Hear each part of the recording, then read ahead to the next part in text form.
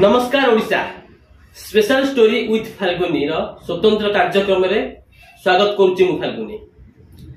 आज कार्यक्रम जहाँ विषय वस्तु रखीचु सावधान बुलुछि मायाबिनी।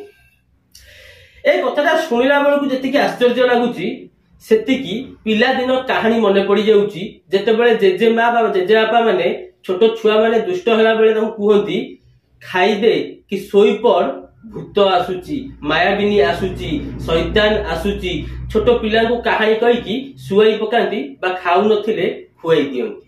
किंतु ए विषय को आमे आज कहीं आम स्पेशल स्टोरी रे नेइचु ना कटक जिला निश्चिंत कोइली ब्लॉक जहाँ की सर्वदा चर्चा रे रुहे।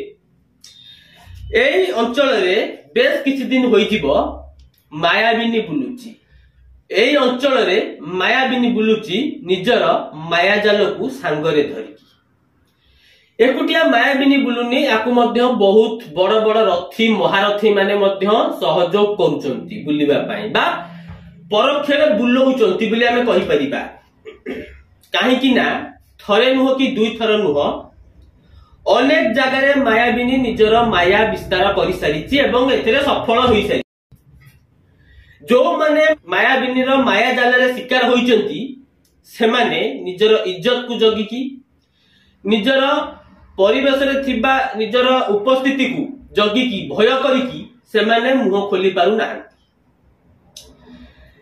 गोटिए नुह कि दुईटी नुह अनेक व्यवसाय कहि परिबा अनेक घरोई हॉस्पिटल कहि परिबा अनेक मेडिसिन स्टोर कहि परिबा होमियोपैथिक मेडिसिन स्टोर कहि परिबा किंबा जे व्यवसाय करूचंती बा जे जमीर किଣା बिका कार्य करूचंती बा जो माने बिल्डर काम करूचंती से मानकू कब्जा को नउची मायाबिनी।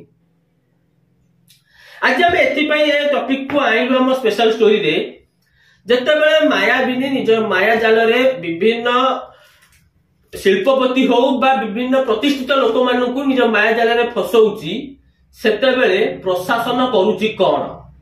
ए घटना दीर्घ किछि मास होइजिबो लगातार भाबे विभिन्न गणमाध्यम रे प्रकाशित होई चलिछि। ता बाद भी आमे सचेतन होउ नाही। कोठी ना कोठी आमर मध्य भूल रहउची जा फल रे कि आमे मायाबिनी रो माया जाल रे शिकार होउचे। आमे दोष दबा काहाकू जणे मायाबिनी निजे पैसा रोजगार करबा पई निजर काया विस्तार करूची एवं जो माने प्रतिष्ठित व्यक्ति रहउचंती से माननकु निज कब्जा को नउची। एक कथा सत आ पछरे बहुत प्रभावशाली लोक मानकर मध्य हाथ रहउची। किंतु प्रथम नुहे द्वितीय नुहे एपरि अनेक घटना घटिला परे जेतेबेले विभिन्न गणमाध्यम रे विषय प्रकाश पाउची ताले हमकु सुरक्षा दबो किए। आमे निजकु निजे काहे की सुरक्षा देई पारुने आमे काहे की सचेतन हेई पारुने। जेतेबेले आमे शिकार हेई जाउचे मायाबिनी रो तापरे आमे कहूचे सी हमकु एमति ठकी देला सी हमकु एमति लुटी नेला सी हमरु एते लक्ष नेई गला। जदि से नेई गला एति पई दायी किए केबे तक आमे निजकु निजे प्रश्न करिचे कि जे ए जो मायाबिनी माया जाल बिछौची ता पछरे जिए भी थाउ ना काई कि जदि आमे थरे सुरक्षा निजकु दबा ताहाले हमकु केही भी हैरान करि परिबेनी बा आमे काहा माया जाल रे पसी पारिबे। आमे जदि निजे सचेतन रहिबा आमे जदि निजकु निजे सचेतन रहिबा ताले हमकु केही फसई परिबेनी।